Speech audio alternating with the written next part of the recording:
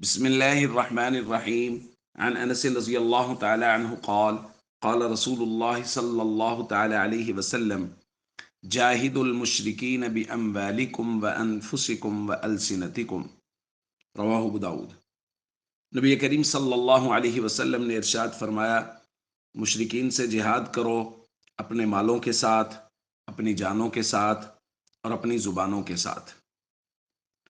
دوستو، اس روایت میں ہمیں یہ بات بہت وضاحت سے معلوم ہو گئی کہ جس طرح جہاد میں مشرکین کے مقابلہ میں کھڑا ہو کے، کفار کے مقابلہ میں کھڑا ہو کے لڑنا جہاد ہے، اسی طرح اگر وہاں پہنچنا ممکن نہ ہو یا کسی بھی صورت میں وہاں نہ جایا جا سکتا ہو، ان کے مقابلے میں نہ کھڑا ہوا جا سکتا ہو، تو پھر اپنے مالوں کے ذریعے سے مطلب مجاہدین کی مالی معاونت کرنے کے ذریعے سے، اور اسی طرح اپنی زبانوں کے ذریعے سے بھی جہاد کیا جاتا ہے۔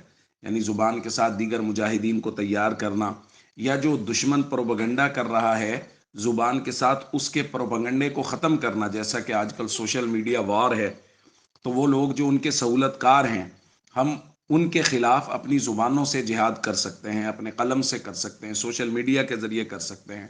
ہم نوجوانوں سے کہیں کہ ان کی مصنوعات کا بائیکاٹ کریں، ان کے لیے دعاؤں کی درخواست کریں، حق لوگوں کے سامنے رکھیں، بتائیں کہ فلسطین کے مسلمانوں پہ کس قدر ظلم کر رہے ہیں، تو یہ بھی جہاد کا ایک حصہ ہے۔ السلام علیکم ورحمۃ اللہ وبرکاتہ۔